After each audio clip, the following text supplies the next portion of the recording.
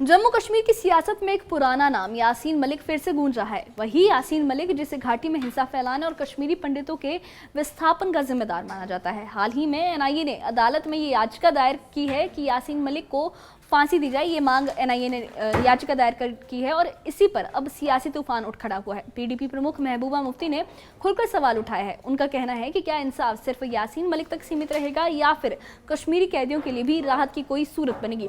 महबूबा मुफ्ती के इन बयानों ने जैसे ही सियासी गलियारों में दस्तक दी, बीजेपी ने कड़ा पलटवार किया और कश्मीरी पंडित संगठनों ने भी गहरी नाराजगी जाहिर की है।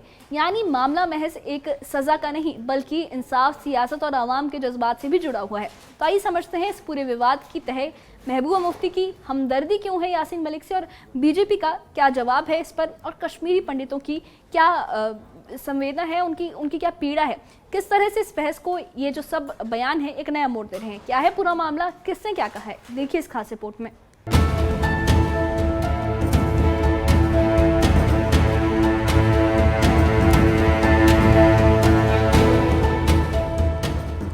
यासीन मलिक जम्मू कश्मीर लिबरेशन फ्रंट का वो नेता है जिसे घाटी की हिंसा और कश्मीरी पंडितों के विस्थापन का जिम्मेदार माना जाता है। हाल ही में एनआईए ने अदालत में याचिका दायर कर यासीन मलिक को फांसी देने की मांग की है। इसी पर प्रतिक्रिया देते हुए महबूबा मुफ्ती ने कहा कि मुख्यमंत्री उमर अब्दुल्ला को इस मामले में खामोश नहीं रहना चाहिए और उन्हें आगे आना चाहिए। पीडीपी प्रमुख महबूबा मुफ्ती ने ये भी सवाल उठाया कि क्या राहत सिर्फ यासीन मलिक तक सीमित रहेगी या फिर सभी कश्मीरी कैदियों को भी मिलेगी। कि भाई इन्होंने टेरर फंडिंग करते थे, जमा करते थे जो यासीन मलिक के खिलाफ है, कि फिर वो स्पॉन्सर करते थे टेररिस्ट को, फिर यूनियन के खिलाफ एक्टिविटी करते थे। तो अगर आज उमर साहब इस पे बात नहीं करेंगे, मैं नहीं कहती कि उनको कोई यासीन मलिक का केस प्लीड करना है। आज यासीन मलिक की बारी है, कल किसी और की बारी आएगी।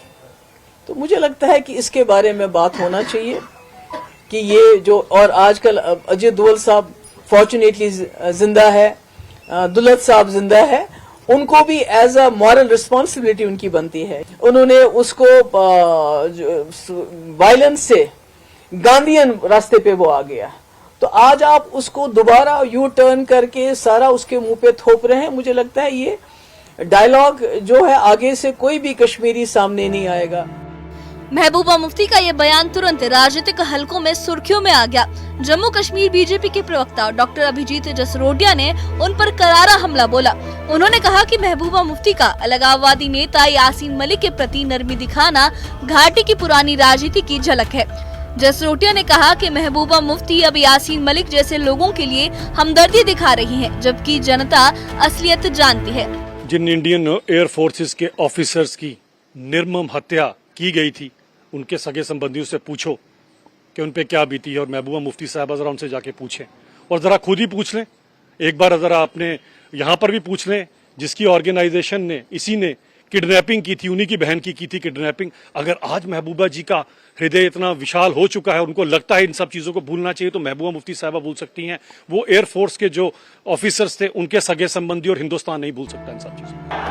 उन्होंने ये भी कहा कि लेह की स्थिति को लेकर भी चिंता की जरूरत नहीं है और सब कुछ ठीक हो जाएगा। देखिए, ऐसा कुछ नहीं है, कुछ मन मुटाव हो सकता है कहीं ना किसी चीज का हो, लेकिन जहां तक रही बात लद्दाख के लोगों की अपनी एक डिमांड थी यूटी की, और कई सालों से डिमांड थी जिसको पूरा नहीं किया गया। मुझे लगता है कि अब वो डिमांड पूरी हो चुकी है। बाकी अगर कुछ आपस की बातें हैं तो वो वक्त आने पे कंट्रोल कर दी जाएगी। मैं कहीं ना कहीं वरीड है। देखिए, मैं कहता हूं कि ये ही डेमोक्रेसी है, इसी में सबको पूरा हक है अपनी बात कहने का। अगर किसी की कोई बात है तो उसको जरूर सोचा कि सेंटर इसका संज्ञान ले रहा होगा। इस विवाद पर कश्मीरी पंडित संगठनों की प्रतिक्रिया भी सामने आई है। रूट्स इन कश्मीर के प्रवक्ता अमित रैना ने न्यूज 18 जेकेलेट से बातचीत में कहा कि कश्मीरी पंडितों के विस्थापन और घाटी में हुई हिंसा के लिए यासीन मलिक जिम्मेदार है। उन्होंने कहा कि राजनीतिक दलों ने पहले भी यासीन मलिक जैसे लोगों को समर्थन दिया है। डॉक्टर मनमोहन सिंह से उसकी मुलाकात के बाद ये सबके सामने साफ हो गया था। अगर कानून में प्रावधान हो तो यासीन मलिक जैसे लोगों को फांसी ही मिलनी चाहिए। नहीं, बिल्कुल एक कुख्यात आतंकवादी जिसने पूरे समुदाय का नरसंहार करने में कोई कसर नहीं छोड़ी, और इस बात को भी कोई नहीं जुटलाता है कि कश्मीरी पंडितों का जो पलायन हुआ कश्मीर से, उसमें सबसे बड़ा हाथ यासीन मलिक का है।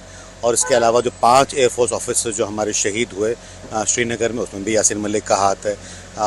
जस्टिस नीलकंठ गंजू की हत्या में यासीन मलिक का हाथ है।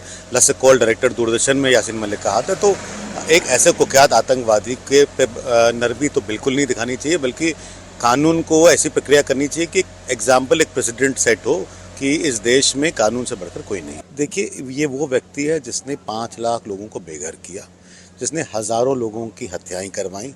आज अगर कश्मीर में हम कह रहे हैं कि 40 से 50 हज़ार लोग मारे गए हैं, जिसमें हमारे सुरक्षा कर्मी हैं, 20,000 सिविलियन हैं, तो इन सब का जो रिस्पॉन्सिबल आदमी है वो पाकिस्तान तो है, मगर पाकिस्तान के भेस्ट पे जिसने सारा कुछ कश्मीर में शुरू किया वो यासीन मलिक है। तो उम्र कैद ऐसे व्यक्ति के लिए तो नहीं हो सकती। ऐसे व्यक्ति के लिए तो टेक्निकली पब्लिक हैंगिंग होनी चाहिए।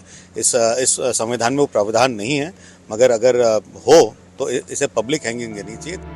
दरअसल यासीन मलिक पहले से ही उम्र कैद की सजा काट रहा है, लेकिन अब एनआईए की ओर से फांसी की मांग किए जाने के बाद ये मामला और गहरा गया है और संवेदनशील हो गया है। महबूबा मुफ्ती का बयान इस बहस को और तेज कर रहा है। एक तरफ वो इंसाफ और रहम की बात करती हैं, वहीं बीजेपी और कश्मीरी पंडित संगठन इसे न्याय और सुरक्षा का सवाल मानते हैं। ये मामला सिर्फ यासीन मलिक की सजा का नहीं है, बल्कि जम्मू कश्मीर की राजनीति, इंसाफ और आवाम की उम्मीदों का आईना भी है। महबूबा मुफ्ती की हमदर्दी, बीजेपी का पलटवार और कश्मीरी पंडितों का दर्द, ये तीनों आवाजें इस बहस को अलग अलग रंग देती हैं। अब देखना होगा कि अदालत और केंद्र सरकार का अगला कदम क्या होता है। Bureau report, news 18। Yasin Malik Jammu Kashmir liberation front का वो नेता है जिसे घाटी की हिंसा और कश्मीरी पंडितों के विस्थापन का जिम्मेदार माना जाता है। हाल ही में एनआईए ने अदालत में याचिका दायर कर यासीन मलिक को फांसी देने की मांग की है। इसी पर प्रतिक्रिया देते हुए महबूबा मुफ्ती ने कहा कि सीएम उमर अब्दुल्ला को इस मामले में खामोश नहीं बैठना चाहिए और उन्हें आगे आना चाहिए। महबूबा मुफ्ती ने यह भी सवाल उठाया है कि क्या राहत सिर्फ यासीन मलिक तक सीमित रहेगी या फिर सभी कश्मीरी कैदियों को मिलेगी। महबूबा मुफ्ती का ये बयान जैसे राजनीतिक हलकों में सुर्खियों में आ गया। जम्मू कश्मीर बीजेपी के प्रवक्ता डॉक्टर अभिजीत जसरोटिया ने उन पर करारा हमला बोला। उन्होंने कहा कि महबूबा मुफ्ती का अलगाववादी नेता यासीन मलिक के प्रति नरमी दिखाना घाटी की पुरानी राजनीति की झलक है। जसरोटिया ने कहा कि महबूबा मुफ्ती अब यासीन मलिक जैसे लोगों के लिए हमदर्दी दिखा रही हैं, जबकि जनता असलियत जानती है। उन्होंने ये भी कहा कि इस तरीके के बयान सही नहीं है। इस विवाद पर कश्मीरी पंडित संगठनों की प्रतिक्रिया भी सामने आई है। रूट्स ऑन कश्मीर के प्रवक्ता अमित रैना ने न्यूज़ 18 से खास बातचीत में ये कहा कि कश्मीरी पंडितों के विस्थापन और घाटी में हुई हिंसा के लिए यासीन मलिक जिम्मेदार है। उन्होंने कहा कि राजनीतिक दलों ने पहले भी यासीन मलिक जैसे लोगों को समर्थन दिया है। डॉक्टर मनमोहन सिंह से उनकी मुलाकात के बाद ये सबके सामने साफ भी हो गया है। अगर कानून में प्रावधान हो तो यासीन मलिक जैसे लोगों को फांसी ही मिलनी चाहिए।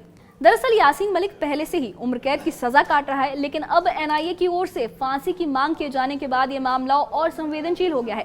महबूबा मुफ्ती का बयान इस बहस को और ज्यादा तेज कर रहा है। एक तरफ वो इंसाफ और रहम की बात करती हैं, तो वहीं बीजेपी और कश्मीरी पंडित संगठन इसे न्याय और सुरक्षा का सवाल मानते हैं। ये मामला सिर्फ यासीन मलिक की सजा का नहीं, बल्कि जम्मू कश्मीर की राजनीति, इंसाफ और आवाम की उम्मीदों का एक आईना भी बन गया है। महबूबा मुफ्ती की हमदर्दी, बीजेपी का पलटवार और कश्मीरी पंडितों का दर्द, ये तीनों आवाजें जो हैं इस बहस को अलग अलग रंग देती हैं। अब देखना होगा कि अदालत और केंद्र सरकार का अगला कदम क्या होगा। आपने देखा किस तरह के यासीन मलिक का जो मामला है एक बार फिर जम्मू कश्मीर की सियासत को हिला कर रख रहा है। एक और महबूबा मुफ्ती है जो रहम और इंसाफ की बात करती नजर आती हैं, तो दूसरी ओर बीजेपी है जो उनके बयानों को पुरानी अलगाववादी राजनीति की झलक मानती है, और तीसरी ओर कश्मीरी पंडित संगठन है जिनके जख्म आज भी ताज़ा हैं और जो यासीन मलिक को अपने विस्थापन का जिम्मेदार मानते हैं। यासीन मलिक पहले से ही उम्र कैद की सजा काट रहा है, लेकिन एनआईए की ओर से मांगी गई फांसी ने इस बहस को और जटिल और मुश्किल बना दिया है। अदालत क्या फैसला देती है और केंद्र सरकार का अगला कदम क्या होगा, ये आने वाले वक्त में ही सबसे अहम कहानी होगी और आने वाले वक्त में ही पता चलेगा। दरअसल ये मामला सिर्फ एक शख्स की सजा का नहीं, बल्कि इंसाफ और सियासत के बीच के टकराव का वो आईना बन गया है जो जम्मू कश्मीर की फिजाओं में सालों से गूंज रहा है। जनता की निगाहें अब अदालत और हुकूमत पर टिकी हैं। तो फिलहाल इतना तय है कि यासीन मलिक का नाम और उससे जुड़ी बहस आने वाले दिनों में भी कश्मीर की सियासत का सबसे बड़ा मुद्दा बनी रहेगी। इस बारे में आपकी क्या राय है, हमें कमेंट बॉक्स में अपनी राय जरूर बताइए। और इससे जुड़े अपडेट्स के लिए और ऐसी ही खबरों के लिए हमारे चैनल के साथ बने रहिए। हमारे चैनल को सब्सक्राइब करिए। शुक्रिया।